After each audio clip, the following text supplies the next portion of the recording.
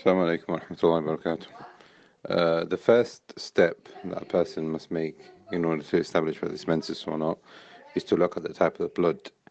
Now, as women, you would know what kind of blood it is because the bleeding for menses is different. It's thicker, it's got a different texture, it's got a different smell, different color, etc. So when you can differentiate that this is the blood of menses, this is not the blood of menses, then you will know whether you are on or not. If you can't tell the difference and the bleeding is consistent and you're not able to tell the difference at all, then the ulama have mentioned that the minimum menses is 1 day and 1 night. Therefore, anything lesser than that is not menses. It's classed as irregular bleeding. So now, if you happen to bleed for an hour, 2 hours, then that is not menses. Then you need to carry on praying, fasting, etc. If the maximum, so let's go to the maximum now. The minimum is 1 day and 1 night. The maximum is 15 days. So imagine you keep bleeding and it's not stopping. You've bled for 20, 25, 30, 40 days. 15 days is the maximum. Anything beyond that is istihada. Anything beyond that is known as al-istihada. What is the minimum period between menses?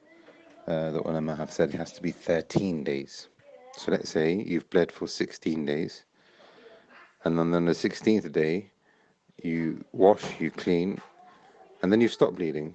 But then 10 days later, you start bleeding again. Because it's not been 13 days, that's not menses. We will class that as an isti'ala. Now, there's two more issues. Number one is that if a woman is bleeding consistently and she goes over 2 cycles or even 3 cycles or longer, whatever the case, the bleeding is consistent, then what she needs to do is try and work out when her normal bleeding will be. So now, say for example, it's 6 days at the beginning of the month, and that's the thick, textured bleeding that she knows that this is menses. Then she will class that as being menses, and if she can tell that the rest of it is not menses, then we would not class that as being menses. So there is a third way of trying to understand. So the first way is looking at the type of blood. The second is counting the number of days.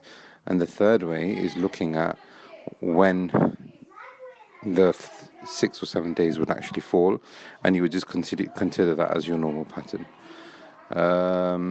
And the other thing is that if a person is in isti'adha, then she would need to clean that blood, wash it off, change the underwear or wear a pad or something to make sure that the clothes don't get any impurities on them, and make wudu for every salat. Make wudu for every salat.